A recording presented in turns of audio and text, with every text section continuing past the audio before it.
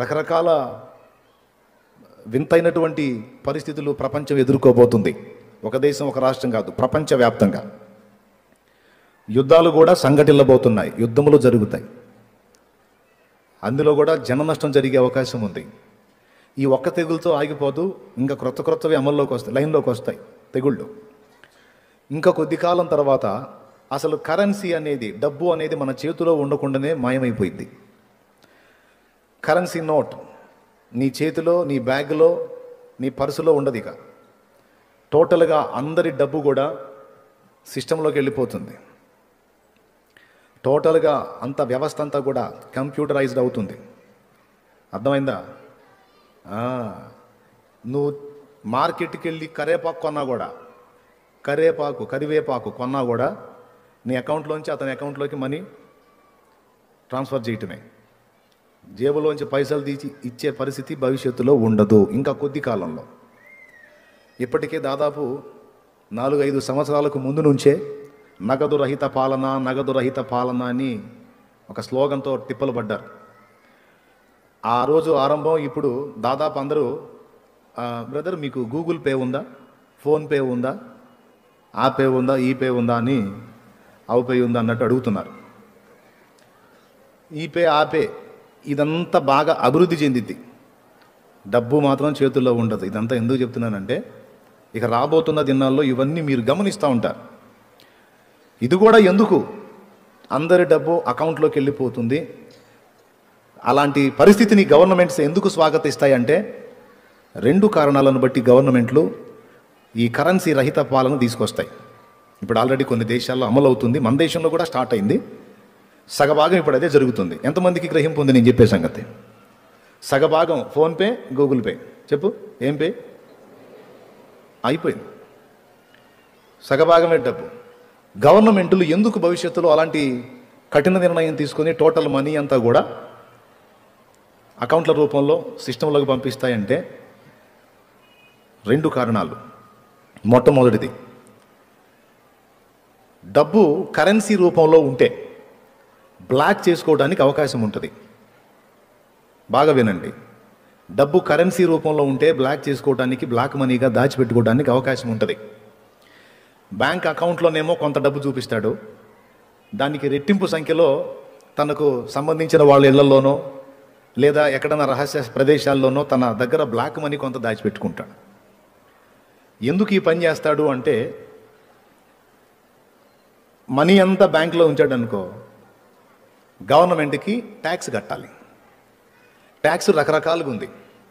ఉదాహరణకి ₹1,00,00,000 బ్యాంకులో స్థిరపరుచుకున్నాడు అనుకో, ఆ పన్నులు విచిత్రంగా ఉంటాయి. 30 లక్షలు ప్రేమతో వాళ్ళు తీసుకొని 70 లక్షలు అతనికి ఇస్తారు. ప్రేమతో ఎవరు? రైట్. 10 కోట్లకి ప్రేమతో 3 కోట్లు తీసుకుంటారు. అర్థమైందా?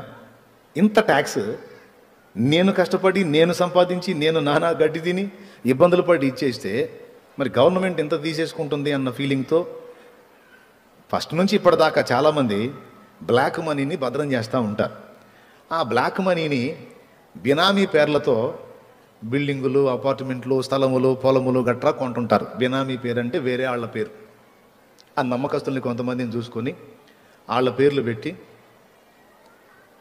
మనీ, బ్లాక్ మనీ దాచిపెట్టిన మనీని వాళ్ళ పేరు మీద పొలాలు అవి కొంటారు. ఇలాంటి వ్యవస్థ ఇప్పుడు నడుస్తుంది ఆల్రెడీ. ఏది? మన దేశంలో.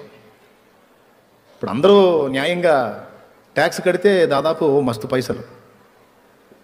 అందరూ న్యాయంగా కట్టకనే ట్యాక్స్ పెంచి పడేశాడు, దొరికినోడి దగ్గర దొరికినట్టు లాగటానికి. దేవునికి స్తోత్రం. వాళ్ళు ట్యాక్స్ కొంచెం తగ్గించే పని అయితే ఇల్లు కట్టే అవకాశం ఉండొచ్చు, అదొక ప్లాను. సో అట్లా జరుగుతుంది. కాబట్టి మొత్తం కరెన్సీ లేకుండా అంతా అకౌంట్ల రూపంలోకి వచ్చేసేయాలి అన్నప్పుడు ఇంకేడ దాచిపెడతాడు? గుంట తీసి గుంటలో పెట్టాచి కాదు, ఎక్కడన్నా తీసుకెళ్ళి ఎవడింట్లోనన్నా పెట్టాచి కాదు. ఎందుకంటే దానికి రూపాయి నోటుకు విలువ లేదు కదా. అందరి డబ్బు అకౌంట్ల రూపంలోకి వెళ్ళిపోయినప్పుడు ఆధార్ కార్డు లింక్ చేస్తాడు, పాన్ కార్డు లింక్ చేస్తాడు, ఇంకా ఏదో ఉంటుంది చెత్తాచెదారం మొత్తం లింక్ చేస్తాడు.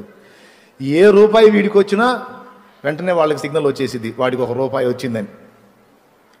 రూపాయి వచ్చిందా, మన వంతు లాగండ్రా అంటాడు. వాడికి ₹1,00,00,000 వచ్చిందా 30 లక్షలు మనయ్యే తీసుకుంటా. ఆ విధంగా గవర్నమెంట్కి డబ్బంతా కూడా మస్తు చేరుతుందన్నమాట. నగదు రహిత పాలన తీసుకొస్తే, అందరి మనీ అకౌంట్ల రూపంలోకి వచ్చేస్తే అకౌంట్లన్నీ గవర్నమెంట్ చేతుల్లో ఉంటాయి. ఎవడు ముసుగులో పెట్టడానికి ఉండదు. ఇక ఎవడు ఏది కొన్నా లెక్క చెప్పాలా. ఒక 20 లక్షలు తీస్తే ఎందుకు తీసావు, 20 లక్షలతో ఏం కొన్నావు, వేస్తే ఎక్కడి నుంచి తీసుకొచ్చేసావు, 20 లక్షలు ఒక్కసారి ఎట్లా వచ్చినాయి నీకు, వేస్తే లెక్క, తీస్తే లెక్క. ఆ విధంగా టోటల్గా దానికి ట్యాక్స్ వసూలు చేస్తూ ఉంటున్న పరిస్థితి. ఇక భవిష్యత్తులో బాగా గమనించాలి, భవిష్యత్తులో చేతిలో కరెన్సీ ఉండదు, అంతా అకౌంట్ల రూపంలో. కరేపాకు కొన్నా కూడా ఫోన్పే, గూగుల్ పే అన్నట్టు ఇంకో పే, ఆ పే, ఈ పే, ఏ పే వచ్చింది అంతే తప్ప డబ్బు మాత్రం ఉండదు. ఎందుకంటే బ్లాక్ మనీగా దాచిపెట్టుకోవడానికి ఛాన్స్ లేకుండా ఇలాంటి విధానాన్ని గవర్నమెంట్స్ స్వాగతిస్తున్నాయి. ఎంతమందికి అర్థమైంది? ఈ డబ్బుల వ్యవహారం మనకెందుకు, నువ్వు వాక్యం చెప్పక అనుకోకండి, చెబుతా, వాక్యం కూడా చెబుతా. అయింది. రెండవది, నగదు రహిత పాలన. డబ్బు లేకుండా, అంటే కరెన్సీ చేతిలో పట్టుకునే పరిస్థితి లేకుండా అంత అకౌంట్ల రూపంలోకి. ఎందుకు అంటే రెండో కారణం చెప్తా. ఇది మేజర్గా చూపించి మరీ వాళ్ళు అలా చేసే అవకాశం ఉంది. అదేంటంటే మొన్న కరోనా వచ్చింది. కరోనా వచ్చినప్పుడు కరోనా రకరకాల కారణాల చేత వస్తుంది. ప్లాస్టిక్ దాని మీద పడితే 5 రోజులు, నీళ్లలో పడితే 3 రోజులు, నేల మీద పడితే 2 రోజులు, ఆడబడితే ఇన్ని రోజులు, ఏడబడితే అన్ని రోజులు అని ఆ వైరస్ ఇన్ని రోజులు జీవించి ఉంటుంది అని చెప్పారు కదా. ఆ చెప్పే పరంపరలోనే కరెన్సీ ద్వారా కూడా కరోనా వ్యాప్తి జరుగుతుంది అని ఒక దుమారం లేపారు. కరెన్సీ ద్వారా కూడా కరోనా వస్తుందంటే టోటల్ వ్యవస్థ స్తంభించిపోయింది. ఎందుకంటే పైసలు చేతులతో తీసుకోవాలి కదా. పాపం గ్లౌజులు, మాస్కులు వేసుకొని చాలా యాతనలు పడ్డారు. అప్పటికి కూడా డబ్బుల్ని తీసుకోవాలా. డబ్బులు కూడా మళ్ళా ఏంటిది, ఏమంటారు దాన్ని, శానిటైజింగ్ చేసి నానా అగచాట్లు. దానికి కూడా సమస్య అవుతుందేమో, దానివల్ల కూడా వైరస్ వస్తుందేమో. కరోనా అయితే ఈ కరెన్సీ నోటు వల్ల వచ్చిందో రాలేదో తెలియదు, కానీ భవిష్యత్తులో విచిత్రమైన తెగుళ్ళు రాబోతున్నాయి. ఖచ్చితంగా అవి వాటి మీద కూడా మనకి సోకే అవకాశం ఉంది అన్న భయంతో ఆ కరెన్సీ. ఎందుకంటే ఏ కాగితాలు కూడా అందరి చేతుల్లోకి వెళ్ళవు, కానీ అందరి చేతులను చుట్టొచ్చే దమ్ము, సత్తా ఉన్నది మాత్రం కరెన్సీకే. ఎంతమంది ఒప్పుకుంటారు? అసలు నేను పుట్టింది మొదలుకొని ఇప్పటివరకు ఒక్కసారి కూడా డబ్బును ముట్టలేదు అన్నోళ్ళు చేతులు ఎత్తండి. అసంభవం. అందరూ పైసలు ముట్టిన వాళ్ళే. అర్థమైందా? పుట్టింది మొదలుకొని ఇంతవరకు పెన్ను ముట్టలేదు అన్నోడు ఉండొచ్చు, వేరే పేపర్ ముట్టలేదు అన్నోడు ఉండొచ్చు, వేరే ఏమైనా ముట్టలేదు అన్నోడు ఉండొచ్చు, డబ్బు ముట్టలేదు అన్నోడు మాత్రం కష్టం. ఓకేనా? సో ఖచ్చితంగా డబ్బు అందరి చేతుల్లోకి తిరుగుతూ ఉంటుంది కనుక వైరస్ వ్యాప్తి చెందిద్ది అన్న నెపంతో కరెన్సీని రద్దు చేస్తున్నాం. ఈ విధంగా భవిష్యత్తులో ముందు చెప్పిన బ్లాక్ మనీ సమస్యను బట్టి కానీ, లేదా ఇప్పుడు చెప్పినటువంటి వైరస్ సమస్య వల్ల కానీ, ఎక్సెట్రా అందరి డబ్బు అకౌంట్ల రూపంలోకి వెళ్ళిపోతుంది. ఎవరి చేతిలో కరెన్సీ నోటు ఉండదు. ఇలా ఎప్పుడైతే జరిగిందో వినండి, అందరి చేతిలో కరెన్సీ తొలగించబడి మనీ అంతా కూడా అకౌంట్ రూపంలోకి వెళ్ళిపోయింది. ఎప్పుడైతే ప్రపంచం అంతటా అలాగ అయిపోతుందో, ఇక అంత్య అబద్ధ క్రీస్తు రాకకి మార్గం సుగమం అయ్యింది. ఎందుకంటే వాడు ఇక కొద్ది రోజులకు లైన్లోకి వస్తాడు.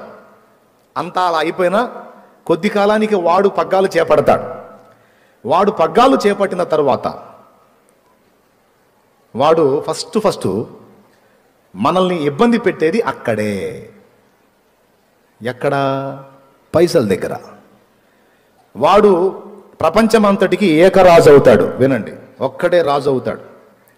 అట్లా అవుతాడన్నా, ఏ దేశానికి ఆ దేశం పరిపాలించుకుంటుంది కదా. ఇప్పుడు అన్ని దేశాల మీద వాడు ఒక్కడే ఎట్లా రాజు అవుతాడంటే ఆ పరిస్థితులు వస్తాయి. ఎలా వస్తాయి ఏంటనేది గతంలో చెప్పాను నేను మీకు. ఇంకా మళ్ళీ చెబితే బాగానే ఉంటుంది, చెప్పాలని కూడా అనిపిస్తుంది, కానీ మరి సమయం సరిపోదేమో.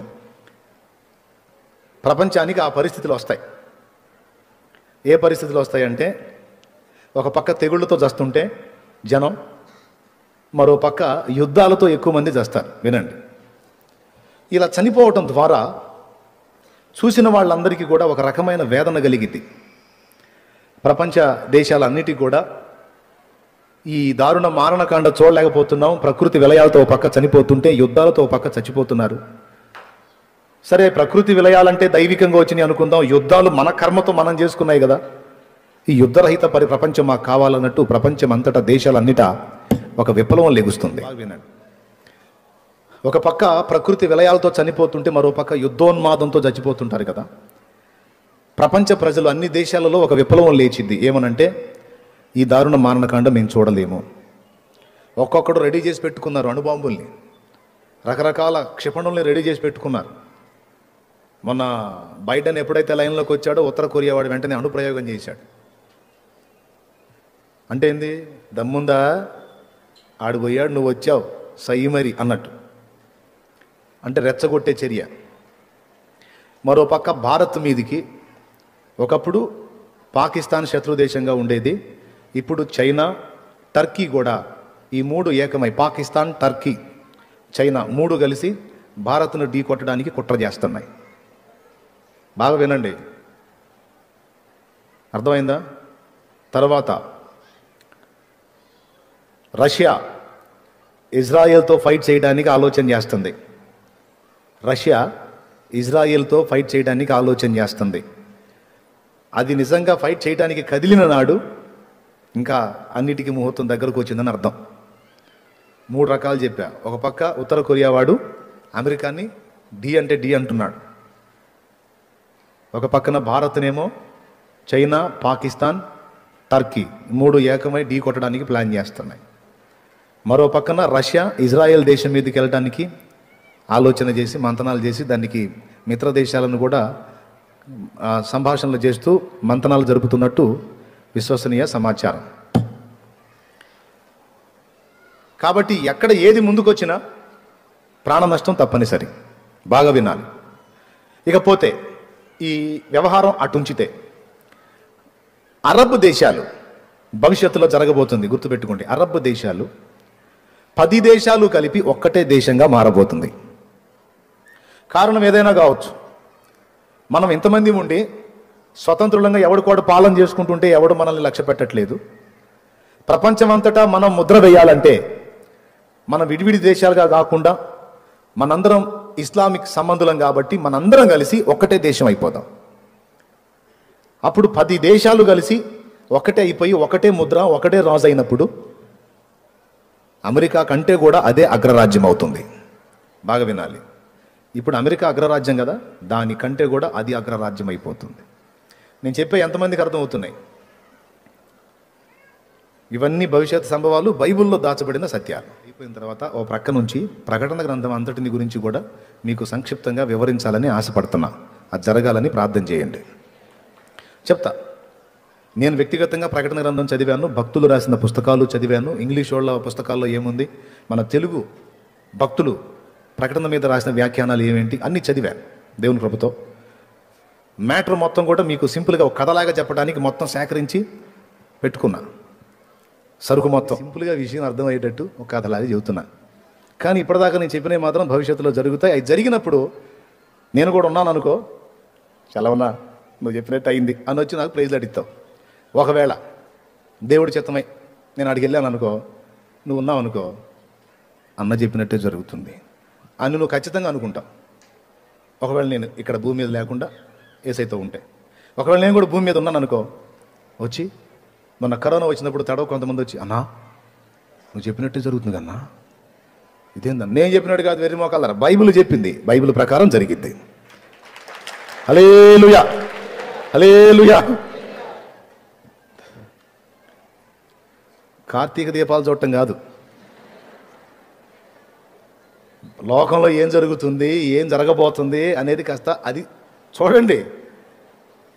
మీరు చూడొద్దన్నా ఏమి, నేను మీరు అవి చూడొద్దు ఈ చూడొద్దు అనగానే సరే అని ఇంక నుంచి చూడమని సెల్ ఫోన్లో నేను పెట్టిపోతారా? పొరపాటును కూడా ఆ పని చేయరు. చెప్పేటప్పుడు దేవుని మాటలు వినబడేటప్పుడు మాత్రం తీవ్రమైన తీర్మానాలు చేసి ఇంటికి వెళ్ళగానే మళ్ళీ అదే పాటగా ఎక్కువ మంది పాడేది. అందుకని నేను చెబుతున్నా, ఒకవేళ నీకు నేత్రాశ పిచ్చి ఉంటే చూడు, కానీ మాయ నాటకాలు కాదు చూడాల్సింది.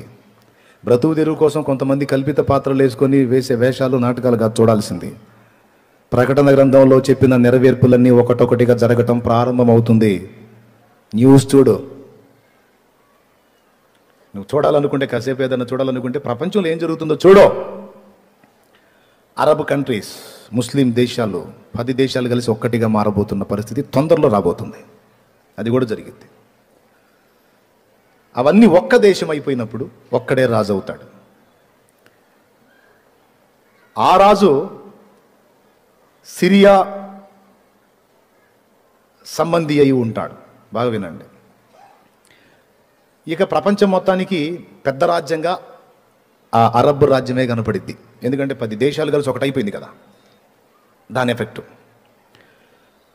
అదేమో అలా అయింది.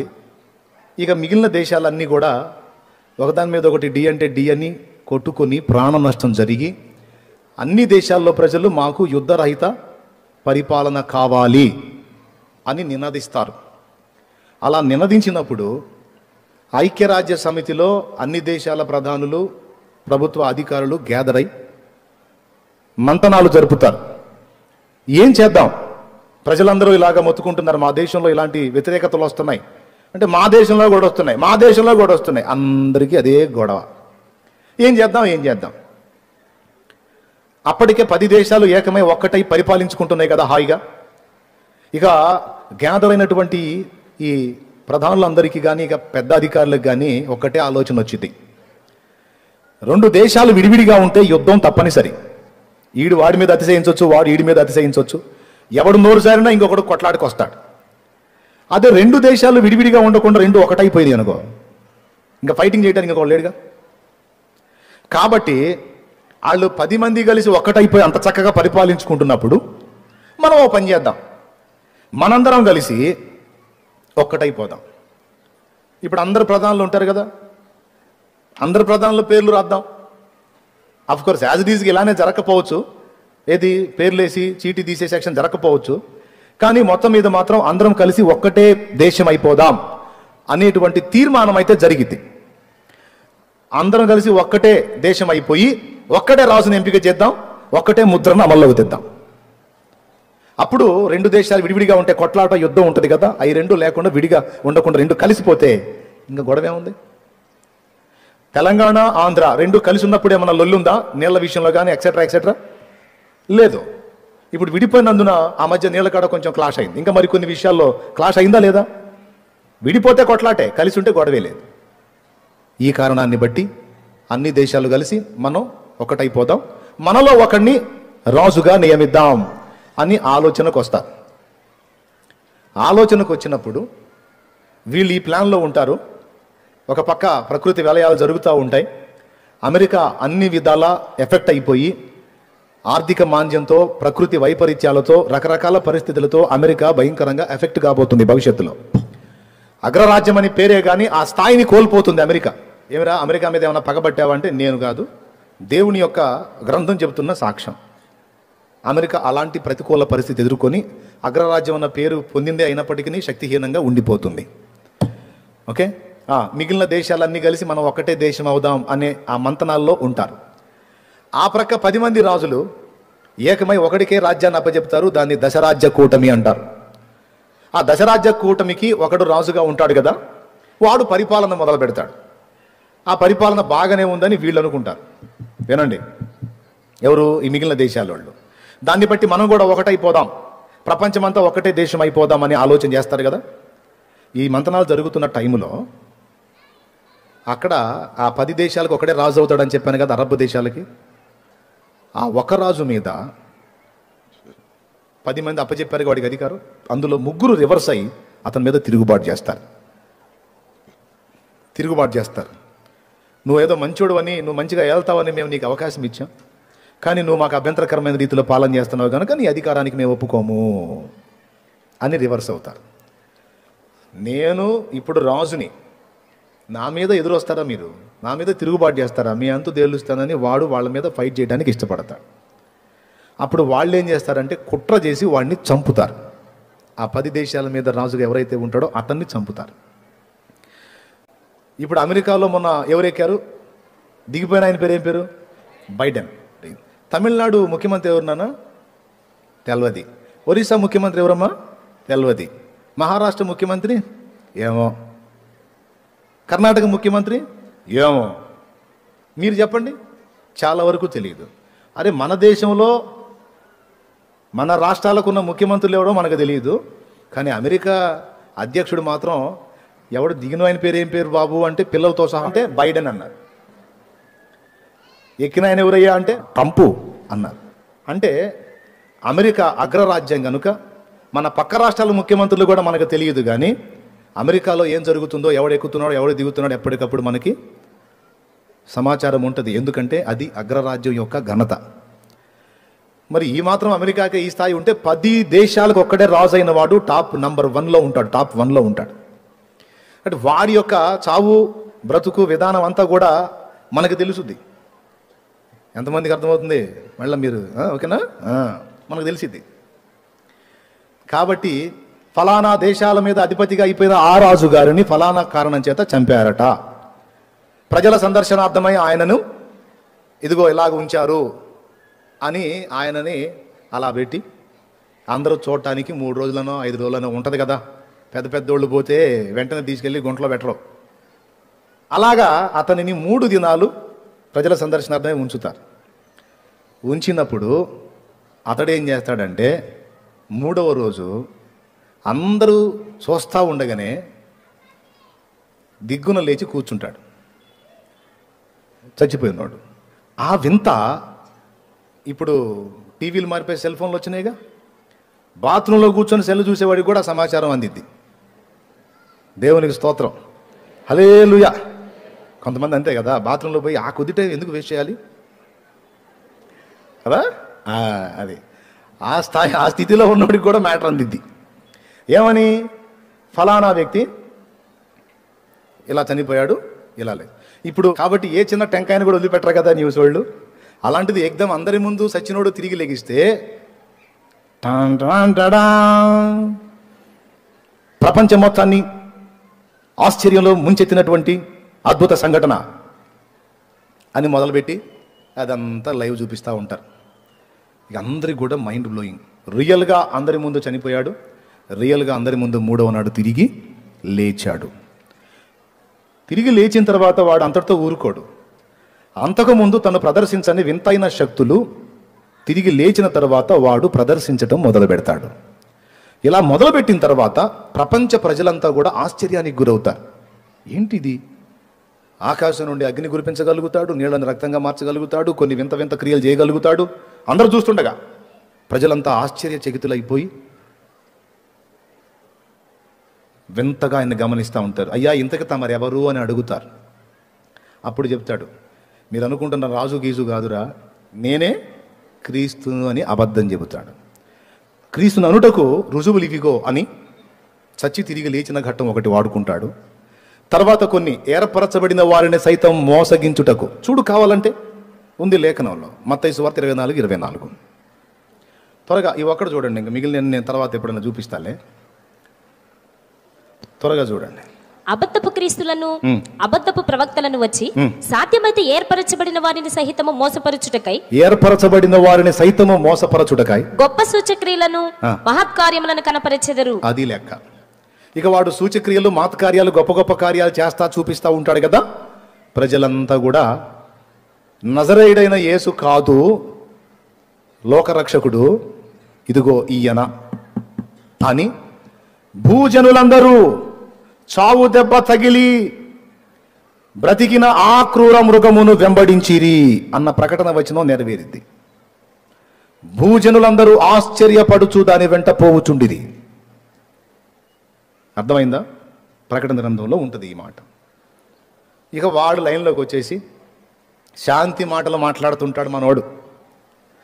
నేను శాంతిని ఇవ్వడానికి వచ్చాను, నేను శాంతిని అనుగ్రహిస్తాను, అది ఇది.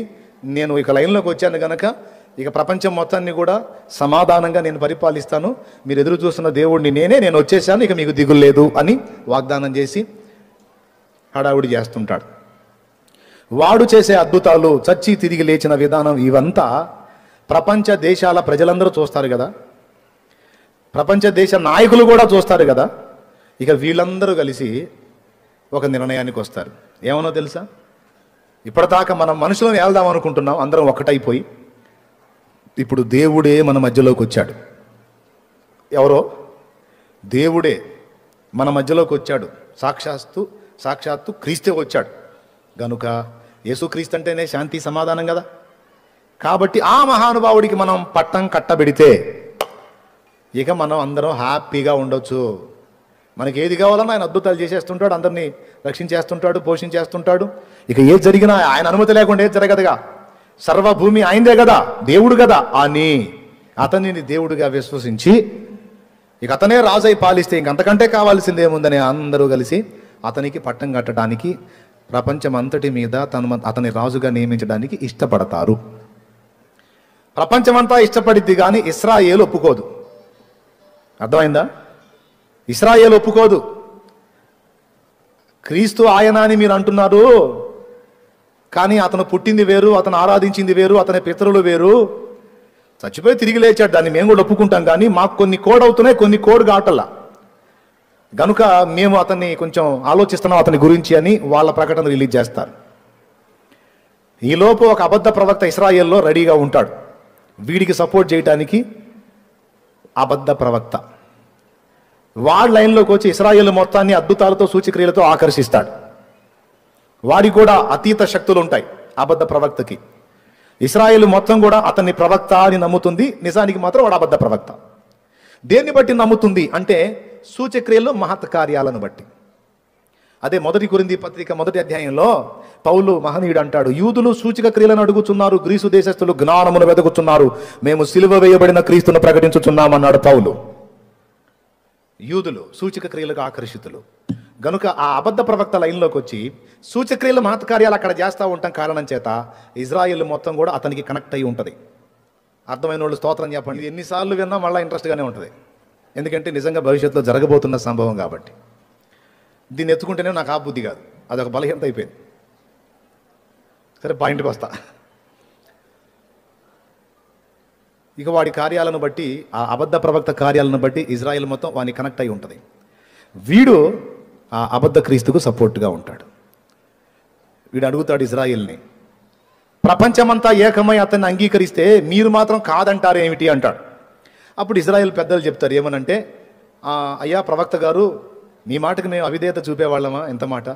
కాకపోతే మా లేఖనాలను అనుసరించి అతని జీవితాన్ని, గతాన్ని, అతని పరిస్థితిని, అతని ఆరంభాన్ని అంతా చూస్తుంటే కొన్ని కోడ్ అవ్వట్లేదు, సింక్ అవ్వట్లేదు, అందుకని డౌట్గా ఉంది మాకు అంట. ప్రవక్తనైనా నేను చెబుతుంటే మీకు డౌటా అంటాడు వీడు. అర్థమైందా? వాళ్ళ ఆలోచనలో పడతారు. అప్పుడు వాడేం ప్రతిపాదన చేస్తాడంటే, ఓ పని చేయండి, అట్టయితే ప్రపంచంలోని ఇతర దేశాల వాళ్ళందరూ ఏకమై అతడు మమ్మల్ని పర్మనెంట్గా ఏలవచ్చని తమ అధికారాన్ని అతనికి ఇవ్వడానికి ఇష్టపడ్డారు. సరే, మీరేం చేస్తారంటే పర్మనెంట్గా అతడే మా ఏలిక అని మీరు సంతకం పెట్టొద్దు, ఒక 7 ఏళ్ళు అతడు మమ్మల్ని ఏలవచ్చు అని ఒక 7 ఏళ్ళు అతని పాలనకు ఒప్పుకోండి. ఈ 7 ఏళ్లలో అతడు మనకు అనుకూలంగా ఉంటే ఏం లేదు, ప్రతికూలంగా ఉంటే అప్పుడే మనం వైదొలుగుదాం, ఎందుకంటే 7 ఏళ్ళకే మనం రాస్తాం కాబట్టి. ఈ పని ప్రపంచంలో ఇంకా ఏ దేశమో చేయదు, ఇజ్రాయెల్ చేస్తుంది. మిగిలినవన్నేమో అతను శాశ్వతంగా మమ్మల్ని ఏలొచ్చని సంతకాలు పెడితే, ఇజ్రాయెల్ మాత్రం 7 ఏళ్లే అతడు మమ్మల్ని ఏలాలి అని సంధి కుదుర్చుకుంటుంది. ఎప్పుడైతే ఇజ్రాయేలు 7 ఏళ్ళు అతడు మమ్మల్ని ఏలవచ్చు అని సంధి సంతకం పెడుతుందో అప్పుడు ఇక వాడి గవర్నమెంటు రన్నింగ్లోకి వస్తుంది. ఇక స్టార్ట్, ఇక వాడు దేవుడు అన్నట్టు. ఇక ప్రపంచం అంతటా వాడే రాజు, ఆఖరికి ఇజ్రాయేల్తో సహా. ఇక భూమి మీద వాడికి రివర్స్ ఎవరన్నా ఉంటారా? ఇక వాడు ఆడిందే ఆట, పాడిందే పాట. అవునా కాదా? చెప్పండి. అవునా? కాదు. వాణ్ణి భయంకరంగా ప్రతిఘటించేటువంటి గుంపు ఒకటి భూమి మీదనే ఉంటుంది, అదే మనం. ప్రకటన గ్రంథ లేఖనాలు చెప్పిన ప్రకారం నువ్వు వచ్చావరా, నీ చరిత్ర మిగిలిన వాళ్ళకి తెలియదు, మాకు తెలుసు. మాకు నువ్వు కాదు క్రీస్తు, నజరేయుడగు యేసే మా క్రీస్తు అని భూమి మీదున్న సార్వత్రిక సంఘము సంఘటితమై వాడిని ఎదిరిస్తుంది. ఇక పరిశుద్ధులతో యుద్ధం వాడికి, పరిశుద్ధులు కూడా వాడితో ఎదురు తిరుగుతారు. ఎవడైనా నా మాటను ధిక్కరించి తిరుగుబాటు చేసి తిరస్కరిస్తే వాడికి జరిగే పని వాడికి నేను చేస్తా. ఇందులో భాగంగా మొట్టమొదట అందరికీ ఇదే నా ఆజ్ఞ, ఆ మృగము యొక్క పేరైనను దాని పేరిట సంఖ్య అయినను చేతి మీద కానీ నొసటి యందు కానీ ధరించాలి. అర్థమైందా? ఏమిటది అంటే 666. ఆ మృగము పేరైనను దాని పేరిట సంఖ్య అయినను ముద్ర అది కలిగి ఉన్నవాడు తప్ప క్రయ విక్రయములు చేయుటకు ఇక ఎవరికి అధికారము లేదు. నీ దగ్గరున్న వస్తువు అమ్మాలన్నా, ఎదురున్న వస్తువు కొనాలన్నా, కరివేపాకు కొనాలన్నా కూడా మార్కెట్కి వెళ్తావు, ఒక కట్ట కరివేపాకు అయ్యా అంటావు. అతను ఏమంటాడు తెలుసా? ముద్ర ఏది అంటాడు. ముద్ర ఏంది అంటే నీ పేరు చెప్పు అంటే పేరు చెప్తాడు. అకౌంట్ ఓపెన్ కాదు, అకౌంట్ ఓపెన్ కావట్లా అంటే ఓపెన్ కాదు బాబు అంటాడు. ఎవరు? సత్క్రైస్తవుడు. ఎందుకు కాదు అంటే ముద్ర వేయించుకోలేదు. ముద్ర వేయించుకోకపోతే ఎక్కడ ఇస్తావు యాపబో అంటారు. కొనుటకైనను అమ్ముటకైనను అవకాశం ఉండదు. ఎందుకు తెలుసా? వాడు అక్కడి నుంచి ఆజ్ఞ జారీ చేస్తాడు. ముద్ర వేయించుకుంటేనేమో యుగ యుగాలు దేవుని ఉగ్రతను కోపమును మద్యం తాగాల్సి ఉంటుంది. వేయించుకోపోతేనేమో వాడు కూడు నీళ్లు లేకుండా చేస్తాడు. ఇప్పుడు నిజ క్రైస్తవుడు ఎవడో డూప్లికేట్ ఎవడో బయటపడింది. ఎంతమందికి అర్థమైందో స్తోత్రం చెప్పండి. హల్లెలూయా. చాలామంది కోటాలు పెట్టి యేసుప్రభు అద్భుతాలు సూచక్రియలు మాతకార్యాలు చేస్తాడు, అట్లా చేస్తాడు, ఇట్లా చేస్తాడంటే నమ్ముకున్నాం. కానీ కూడు నీళ్ళు లేకుండా చంపుతాడంటే నేను ఎందుకు నమ్ముకుంటాను? అమ్మాయి నేను పోతున్నా. ఎక్కడికమ్మా? ముద్ర వేయించుకుంటా. పిచ్చి మొహమా, వాడి పరిపాలన అంతా 3.5 ఏండ్లు. వాడు మనల్ని చంపినా లేక ఆకలితో మనం చచ్చినా నువ్వేం చింతపడొద్దు, మళ్ళీ యేసయ్య లేపుతాడు. నా మాట విను, వద్దు అని సత్క్రైస్తవురాలు తన తండ్రినో తల్లినో ఆపుతుంది. మరి అన్న వాడు కూడు నీళ్ళు లేకుండా చేస్తే మరి యేసయ్య మనకేం చేస్తాడు? భయపడొద్దు. వాడు అన్నం లేకుండా నీళ్లు లేకుండా చంపడానికి ప్రయత్నించినా, వాడు నీకు ప్రాణహాని తలపెట్టడానికి ప్రయత్నించినా హతసాక్షుల లెక్కలో ఉన్నవాళ్ళు మాత్రమే హతులవుతారు తప్ప ఇక మిగిలిన వాళ్ళందరినీ దేవుడు ఏలియా దేవుని వలె ఆనాడు పోషిస్తాడన్నమాట. దేశమంతా కరువు, ఏలియాకు మాత్రం రొట్టెలు మాంసం.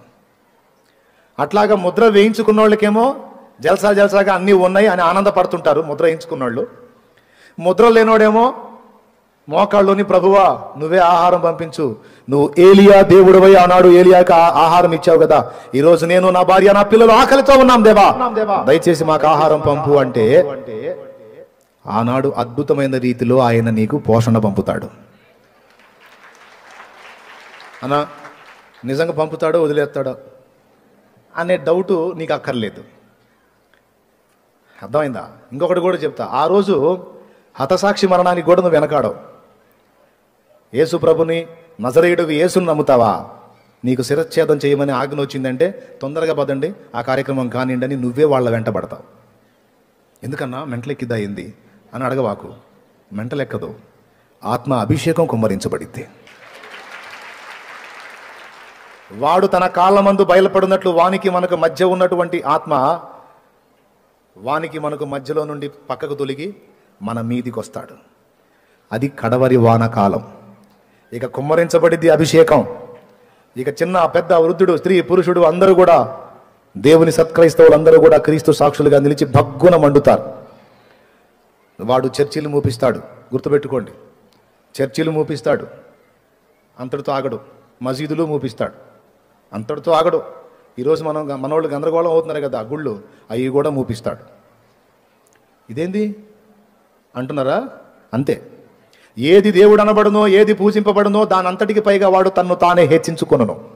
దాని అర్థం ఏంటంటే ఎక్కడ ఎవరు ఏ గుడి ఏ కార్యక్రమం పెట్టబోయినా ఒకటే ఆజ్ఞ, అరే నిజమైన దేవుడిని నేనే వచ్చి మీ కళ్ళ ముందు ఉంటే మళ్ళీ మీరు అక్కడిక్కడ మొక్కేది ఏందిరా? ప్రత్యక్ష దైవం నేను మీ కళ్ళ ముందు ఉంటే అంటాడు.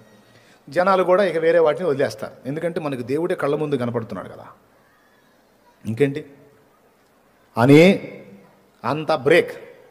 ఒకవేళ ఆ టైంలో మనం ఉన్నట్టయితే, ఏది ఇంకా కొద్ది కాలంలో చాలా తొందరగా అయినట్టయితే ఇంత మందిరం కూడా ఖాళీ హోతా హే.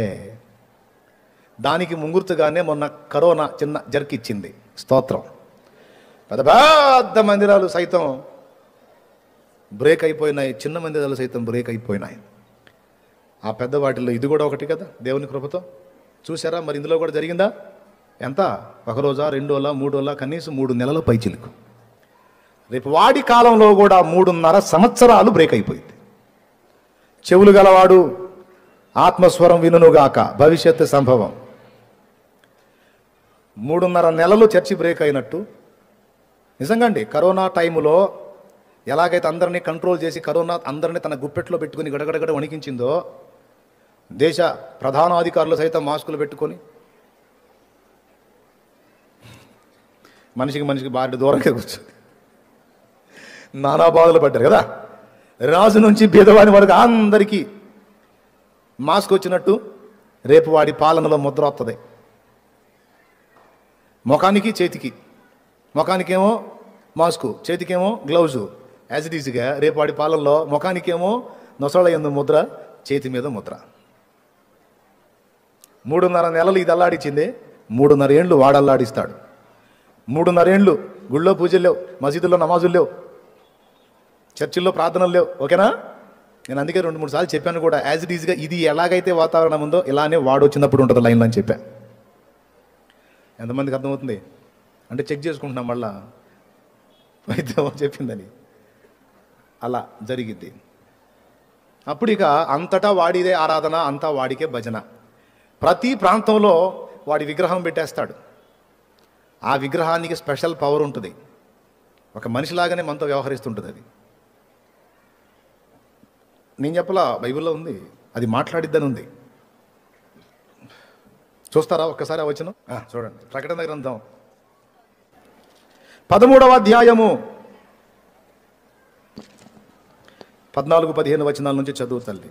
కత్తి దెబ్బ తినియు బ్రతికిన ఈ క్రూర మృగమునకు ప్రతిమ అంటే బొమ్మను చేయవలెనని అది భూనివాసులతో చెప్పుచు ఆ మృగము ఎదుట చేయుటకు తనకి ఇయ్యబడిన సూచన వలన భూనివాసులు మోసపుచ్చుచున్నది. అది అబద్ధ ప్రవక్త అన్నమాట. ఓకే.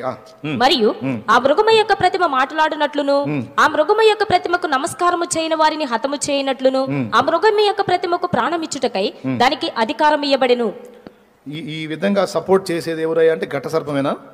పైన చెబుతున్నాడు. మరియు భూమిలో నుండి మరి ఒక క్రూర మృగం పైకి వచ్చడం చూచింది. గొర్రె పిల్ల కొమ్ము అంటే 2 కొమ్మలు దానికి ఉండి అది ఘట సర్పం వల్ల మాట్లాడుచుండాను. అది రైట్. ఘట సర్పం అబద్ధ ప్రవక్త కాదు. వాళ్ళ లైన్లోకి వస్తాడు, ఇంకొక లైన్లోకి వస్తాడు. మొత్తం దుష్టత్రయం, 3. ఘట సర్పం ఒకటి, క్రూర మృగం అంటే అంత్య అబద్ధ క్రీస్తు, అబద్ధ ప్రవక్త. డైరెక్ట్గానే ఉంటుంది స్టేట్మెంట్. 3. దీన్ని దుష్టత్రయం అంటారు, దైవత్రయం లాగా. త్రియేక దేవుడైన యెహోవాను అన్నట్టు దైవత్రయం లాగా ఇది దుష్టత్రయం అన్నమాట. త్రయం 3, త్రయం అది. సరే, పక్కన పెడదాం ఆ విషయాన్ని. తర్వాత చదువు తల్లి. మృగము యొక్క ప్రతిమ మాట్లాడునట్లును, ఆ మృగము యొక్క ప్రతిమకు నమస్కారము చేయని వారిని హతము చేయునట్లును, ఆ మృగము యొక్క ప్రతిమకు ప్రాణమిచ్చుటకై దానికి అధికారం ఇయ్యబడినో. కాగా కొద్దివారు గాని, గొప్పవారు గాని, ధనికులు గాని, దరిద్రులు గాని, స్వతంత్రులు గాని, దాసులు గాని అందరూ తమ కుడి చేతి మీదనైనను తమ నొసటి ఎందైనను ముద్ర వేయించుకున్నట్లును, ఆ ముద్ర అనగా ఆ మృగము పేరైనను దాని పేరిటి సంఖ్య అయినను గలవాడు తప్ప క్రయ విక్రయములు అంటే కొనటం గాని అమ్మటం గాని చేయుటకు మరి ఎవనికి అధికారము లేకుండానట్లును అది వారిని బలవంతము చేయుచున్నది. ఓకేనా? బొమ్మ విగ్రహం లైన్లో తెస్తాడు, దానికి ప్రాణం ఉంటుంది, మామూలుగానే మాట్లాడుతుంటుంది.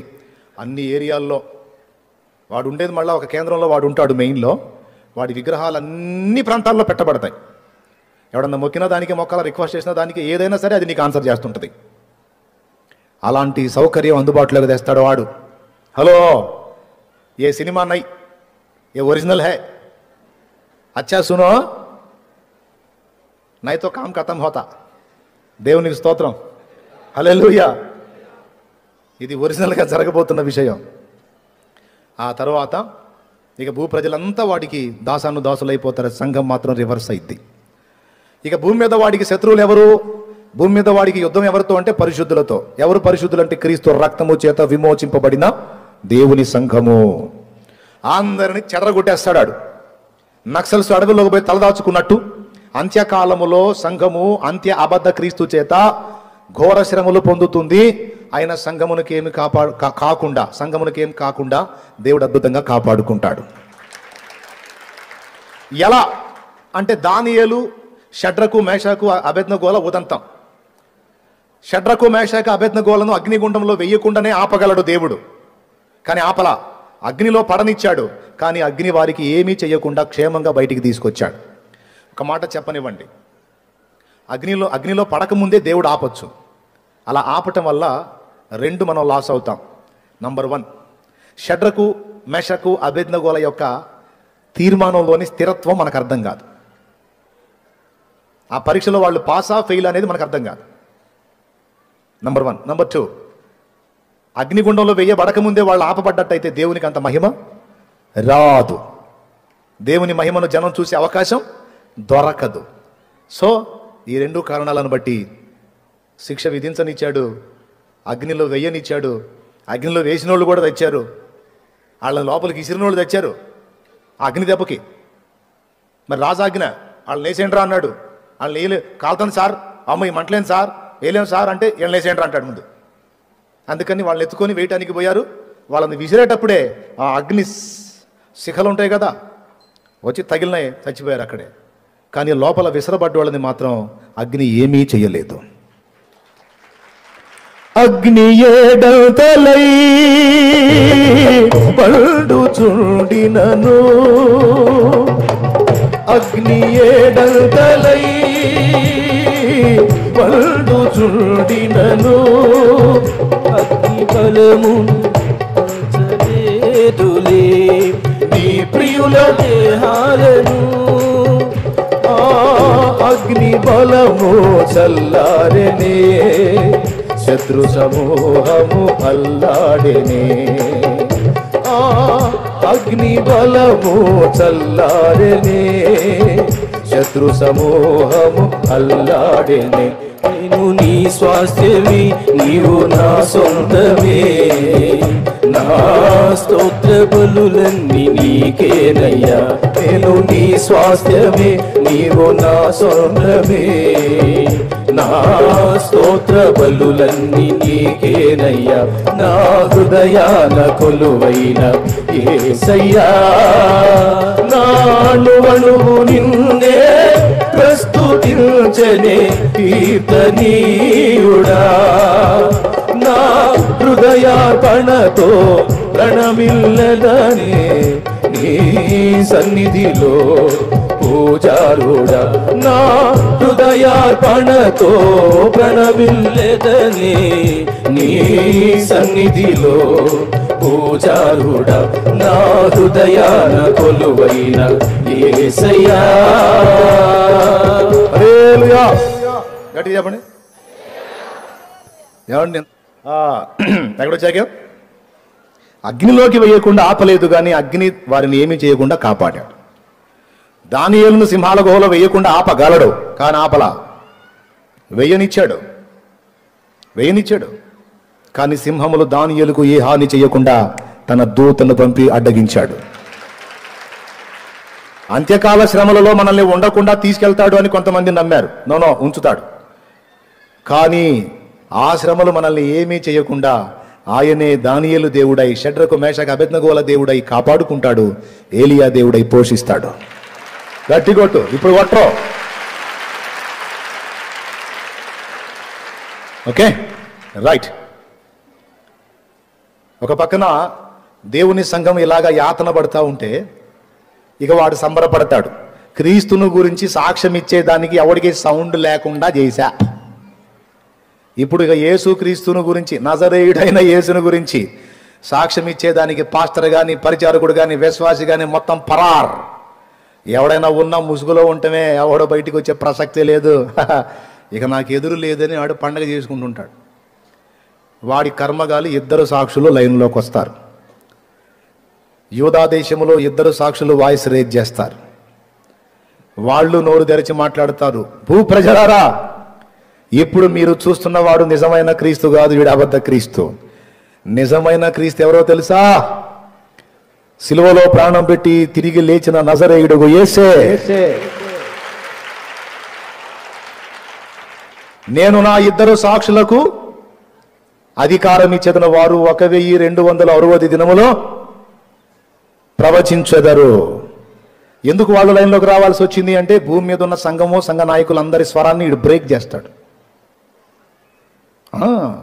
తొక్కి పట్టేస్తాడు. అక్కడ ఎవరు నోరు తెరవకుండా హుకుం జారీ చేసి అంతటా బ్రేక్. ఎవడు కూడా కూటాలు పెట్టం కానీ ప్రార్థనలు కానీ ఎక్సెట్రా మాట్లాడే పని లేదు. ఎవడన్నా అట్లా కనపడితే అవుట్. అంటే ఇక ఎవరు వచ్చి కూటం పెడతారు? ఎక్కడన్నా నలుగురు కోడేసి అయ్యగారు వాక్యం చెబుతున్నాడు అనుకో, ఆ నలుగురిని ఎత్తుతారు, అయ్యగారిని కూడా ఎత్తారు. అయ్యగారు చెబితే విన్నారా, వద్దంటే ఇప్పుడు తీసుకెళ్తున్నారు, ఏం చేస్తారో ఏమో అనరో సంతోషంగా. అర్థమైందా? సింహాల బోలోకైనా సంతోషముగా వెళ్ళి. ఇది కొంచెం దీర్ఘం తీసినట్టుంది కదా, అంతేనా పాట? కాదా? అంతేలే మీరు మరి. తర్వాత స్తుతి పాటలే పాడుమా, ప్రభు యేసునే వేడుమా. స్తుతి పాటలే పాడుమా, ప్రభు యేసునే వేడుమా, ప్రభు యేసునే వేడుమా. హల్లెలూయా పాట, యేసయ్య పాట పాడాలి ప్రతి చోట, పాడాలి ప్రతి నోట. హల్లెలూయా పాడాలి ప్రతి చోట, పాడాలి ప్రతి నోట. హల్లెలూయా హల్లెలూయా హల్లెలూయా హల్లెలూయా హల్లెలూయా హల్లెలూయా ఆమేన్. హల్లెలూయా హల్లెలూయా హల్లెలూయా హల్లెలూయా హల్లెలూయా హల్లెలూయా హల్లెలూయా హల్లెలూయా హల్లెలూయా హల్లెలూయా హల్లెలూయా హల్లెలూయా హల్లెలూయా పాట, యేసయ్య పాట పాడాలి ప్రతి చోట, పాడాలి ప్రతి నోట. హల్లెలూయా పాడాలి ప్రతి చోట, పాడాలి ప్రతి నోట. కష్టాలు ఏ కలిగినా, కన్నీరులే మిగిలినా, స్తుతి పాటలే పాడుమా, ప్రభు యేసునే వేడుమా. స్తుతి పాటలే పాడుమా, ప్రభు యేసునే వేడుమా, ప్రభు యేసునే వేడుమా. హల్లెలూయా పాట, యేసయ్య పాట పాడాలి ప్రతి చోట, పాడాలి ప్రతి నోట. హల్లెలూయా పాడాలి ప్రతి చోట, పాడాలి ప్రతి నోట.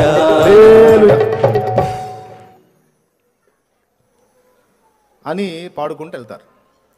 కొంతమంది సైడ్ అయిపోతారు. అంతటా నిశ్శబ్దం. అందరిని ఆపేశానని వాడు పండగ చేసుకుంటూ ఉంటాడు. ఈలోపు యెరూషలేములోంచి మళ్ళా స్వరం లేచింది. ఇద్దరు సాక్షులు ప్రవచించడం మొదలు పెడతారు. ఆ ఇద్దరు సాక్షులు ఎవరు అన్న దాని మీద బోల్డ్ అంతా వ్యవహారం ఉంది. దాన్ని కూడా గతంలో చెప్పాను, మళ్ళీ ఒకసారి చెప్తా. ఈసారి ఎప్పుడన్నా చెప్తాలే వాళ్ళు ఎవరు అనేది. మళ్ళీ దానికి పోతే అన్ని నిరూపించుకుంటూ రావాలి, టైం పట్టిద్ది. దాన్ని పక్కన పెడదాం. ఇక వాళ్ళు ఒక పక్క ప్రవచిస్తుంటారు, బాగా వినండి. ఒక పక్క సంఘాన్ని వాడు తరుముతూ ఉంటాడు, ఇబ్బంది పెడతా ఉంటాడు. ఇజ్రాయెల్ జనాంగం కూడా నిమ్మళంగా ఉంటుంది. ఎందుకంటే వాడి పాలన చూస్తూ ఉంటుంది. వాళ్ళ ఆ లోపు దేవాలయం నిర్మాణం చేసుకుంటారు. అందులో అనుదిన బలి, మోషే ధర్మశాస్త్రం ప్రకారం యెహోవాకి బలి నైవేద్యాలు అర్పిస్తూ ఉంటారు. వాళ్ళ తంత అక్కడ జరుగుతూ ఉంటుంది.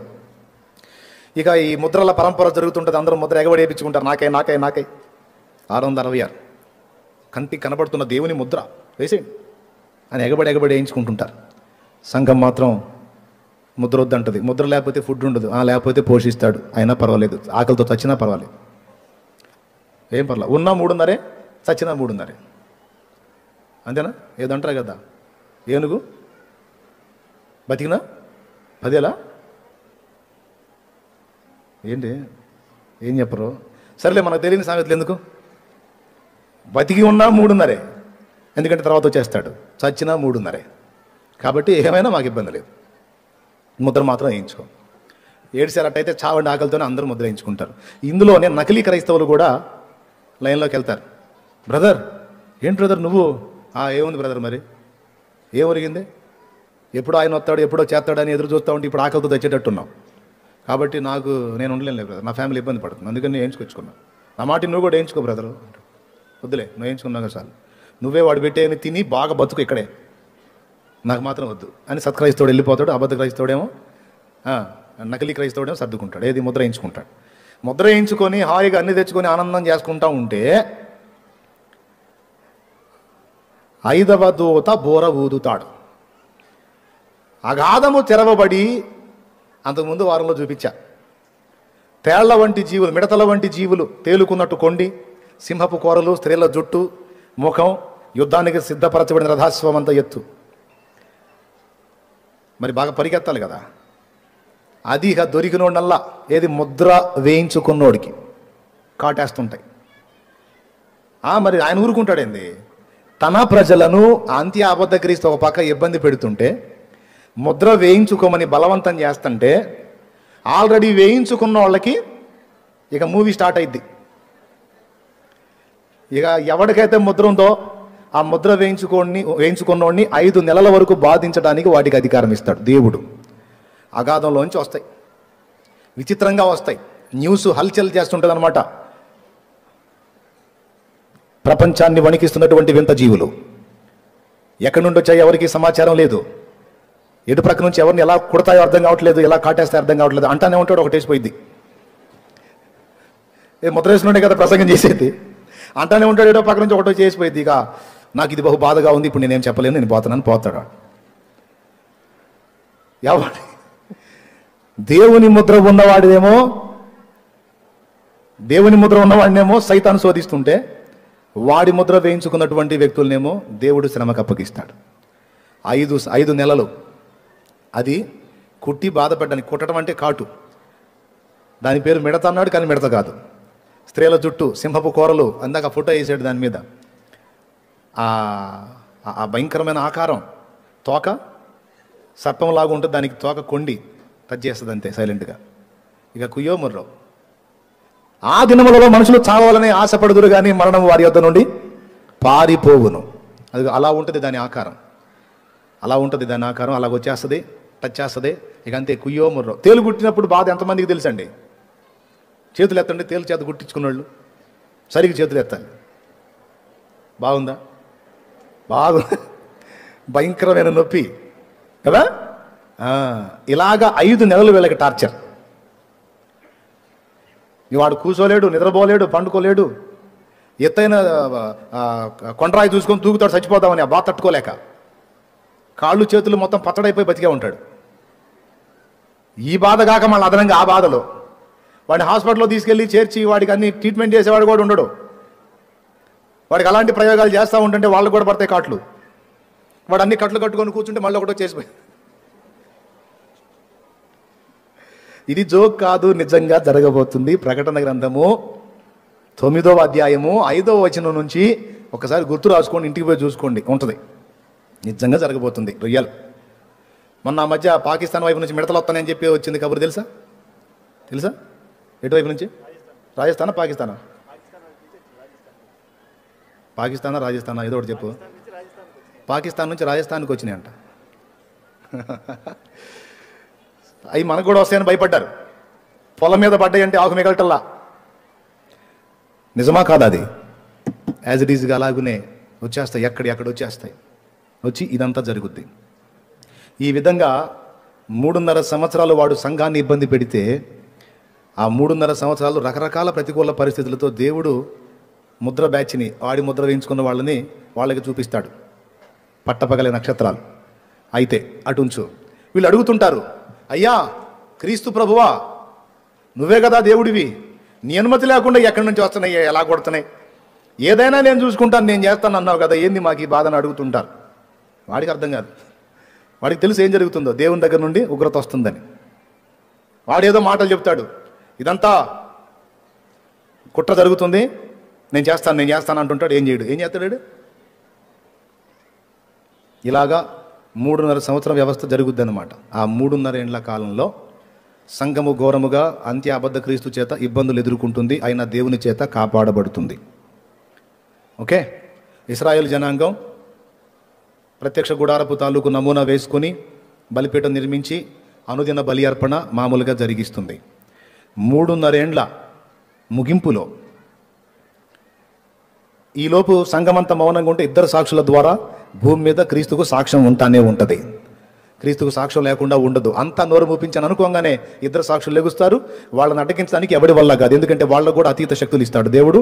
వాడిని ముట్టడానికి ఎవడికి కూడా దమ్ము ఉండదు అనమాట. వాళ్ళని పాడు చేయడానికి ఎవరికి దమ్ము ఉండదు, అంత పవర్ ఇస్తాడు వాళ్ళకిద్దరికి. ఇక వాళ్ళు మండుతూ ఉంటారు, ప్రపంచం మొత్తాన్ని హెచ్చరిక చేస్తూ ఉంటారు, ప్రజలారా వీడిని నమ్మకండి, నజరేయుడగు యేసే నిజరక్షకుడు, నజరేయుడగు యేసే క్రీస్తు, వీడు అబద్ధ క్రీస్తు అని సాక్ష్యం ఇస్తారు.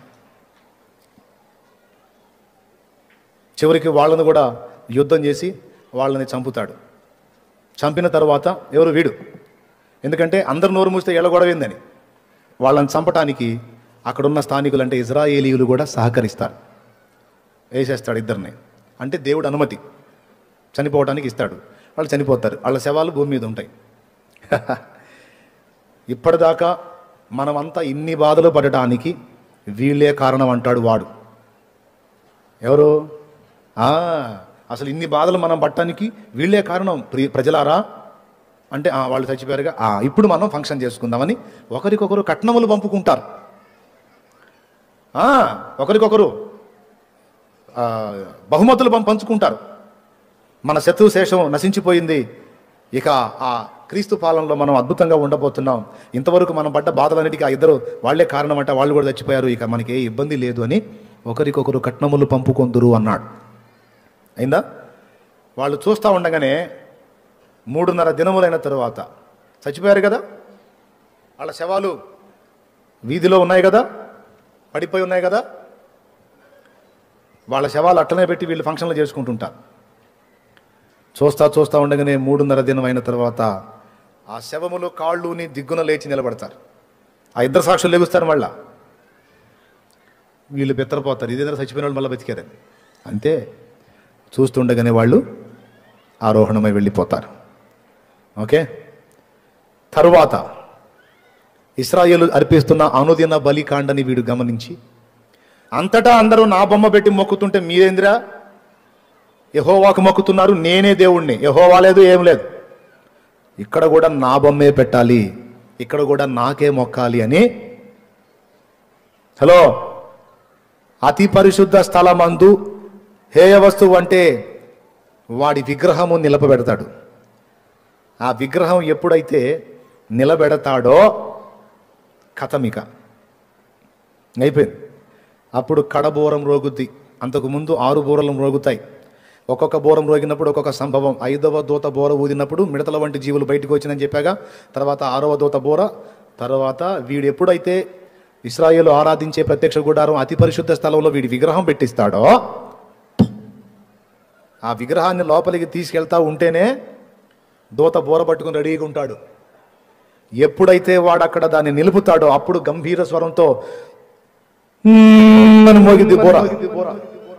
అది ఎప్పుడైతే మోగిందో ఇక భూమి మీద ఉన్న పరిశుద్ధులు ఎవ్వరికి కనపడరు. ఇక సంఘం ఎత్తబడుద్ది. హల్లెలూయా. సంఘం ఎత్తబడిపోద్ది. ఇక మొత్తం ఎక్కడ సార్వత్రిక సంఘం మొత్తం పరిశుద్ధులు యేసుక్రీస్తుని సొంత రక్షకునికి అంగీకరించి మారు మనసు పొంది బాప్తిస్మం పొందిన పరిశుద్ధులు అందరూ ఎత్తబడతారు. ఎక్కడికో తెలుసా? మధ్యాకాశానికి. ఎందుకో తెలుసా? అక్కడ వచ్చేసాడు రారాజు, వచ్చేసాడు రాజాదిరాజు, అక్కడ ఉన్నాడు. ఇంటికాడ గుడారం దగ్గర నుండి ఇస్సాకు పొలములోకి వచ్చాడు. తనున్న ప్రదేశం నుండి రెబెకా పొలములోనే ఇస్సాకును కలుసుకున్నట్టు భూమి మీద నుండి సంఘం, పరలోకము నుండి ప్రభువు ఇద్దరు మధ్యాకాశంలో కలుసుకుంటారు. జాగ్రత్త జాగ్రత్త, నొప్పులు, చేతులు నొప్పులు, మళ్ళీ ఇబ్బంది. హల్లెలూయా. ఇద్దరు కలుసుకుంటారు, ఇంకా వెళ్ళిపోతారు పరలోకానికి. వెళ్ళిపోయి న్యాయపీఠకు తీర్పు ముందు అర్థమైందా ఏంటి? తీసుకెళ్ళగానే సన్మానాలు కాదు, ఎవరెవరు ఆయన కొరకు ఎంత త్యాగం చేశారో, దేవుని భక్తి ఎలా చేశారో, ఏం సంగతి, వాట్ ఈజ్ వాట్ అంతా డిస్కషన్ జరుగుతుంది. ఎవరి త్యాగం ఎంత అనేది అంతటికీ కొలత ఉంటుంది. దేహంతో జరిగించిన వాటి ఫలితం మంచివైనా సరే చెడ్డవైనా సరే అన్నిటి ఫలితం పొందినట్లు అక్కడ జడ్జిమెంట్ జరుగుతుంది. న్యాయపీఠపు తీర్పు అంటారు దాన్ని. ఆయన అక్కడ కడబోరం రోగగానే, వినండి, కడబోరం రోగగానే యేసుప్రభు అక్కడ ఉంటాడు కదా, పరదైస్ ఓపెన్ అవుతుంది. ఆల్రెడీ క్రీస్తు యేసునందు విశ్వాసం ఉంచిన వాళ్ళు, యేసుని ఎరగకయే మనస్సాక్షిని అనుసరించి బ్రతికినటువంటి వ్యక్తులు, వాళ్ళ ఆత్మలు అక్కడ ఉంటాయి. వాళ్ళందరి ఆత్మలు అక్కడి నుంచి బయలుదేరతాయి. ఇక్కడ నుండి వారి శరీరంలో పాతి పెట్టబడ్డాయి, మట్టిలో మట్టిగా కలిసాయి కదా. ఆ చనిపోయిన వ్యక్తులు ఉన్న సమాధులు తెరవబడి ఇక్కడ నుండి శరీరాలు లెగుస్తాయి. పరదైసు నుండి ఆత్మ వస్తుంది. ఈ శరీరం, ఆ ఆత్మ రెండు మిక్స్ అయిపోతుంది, యేసయ్య ముందు నిలబడతాయి. ఫస్ట్ మృతులు లెగుస్తారు కడబురం రోగినప్పుడు. తర్వాత ఒకవేళ మనం ఆయన రాకడ వరకు చచ్చిపోకుండా బతికుంటే, కాస్త తల నరిసిపోయి అయినా సరే బతికుంటే, రెప్పపాటులో మొత్తం మార్పు ఉంది. మనం మృతులు ముందు లేచిన తర్వాత, మనాళ్ళు కొంతమంది నిద్రించారు కదా. ఇప్పుడు మీ బంధువులు కానీ, మీ సన్నిహితులు కానీ, మీ కుటుంబ సభ్యులు కానీ ఉన్నారు. మా నాన్న ఉన్నాడు, నిద్రించాడు ప్రభునందు. ముందు మా నాన్న లెగుస్తాడు. తర్వాత నేను ఒకవేళ అప్పటిదాకా ఉన్నాను అనుకో, నేను మార్పు చెందుతా. ముందు మృతులు సజీవులుగా లెగుస్తారు, తర్వాత మనం మార్పు చెంది వారు మనం కలిసి ప్రభు ముందు ప్రత్యక్షమవుతాం. ఈ ఘట్టమంతా కూడా నిమిషములో ఒక రెప్పపాటు అన్నాడు. ఏదో ఒకసారి రెప్పగొట్టండి. అంత టైంలో అసలు ఏముంది అక్కడ? పరదైసు నుండి ఆత్మ రావటం, భూమి మీద నుండి శరీరం మహిమ శరీరంగా, మళ్ళీ ఈసారి లేచే శరీరం మట్టి శరీరం కాదు, మహిమ శరీరం. ఆ మహిమ శరీరం లెగుస్తుంది, అక్కడి నుంచి ఆత్మ వస్తుంది, మొత్తం కలిసి మిక్స్ అయిపోయి ప్రభు ముందు నిలబడతాం. ఇదంతా నిమిషములో ఒక రెప్పపాట్లో. కాబట్టి కోల్పోయిన మీ వారిని గురించి చింత అక్కర్లేదు. టైం దగ్గరకు వచ్చింది, మొత్తం లెగుస్తారు. మళ్ళా నిన్నే తిడతారు. ఎవడు ఆడమన్నాడు అంతసేపు? ఆయన మొత్తుకుంటానే ఉన్నాడుగా, శాలేమన్న మొత్తుకొని చెబుతానే ఉన్నాడుగా, మళ్ళీ మేము లెగుస్తామని అంటారు. ఇటు అనుకోలేదులే, విన్నాలే కానీ 4-5 సార్లు వాక్యాలు విన్నాలే కానీ నువ్వు నిజంగా లెగుతావు అనుకోలా. సరే ఇప్పుడు ఎందుకు ఇలా ఏడిపోయి? అది వచ్చాడు పెద్ద ఆయన. దేవునికి స్తోత్రం చెప్పు గట్టిగా.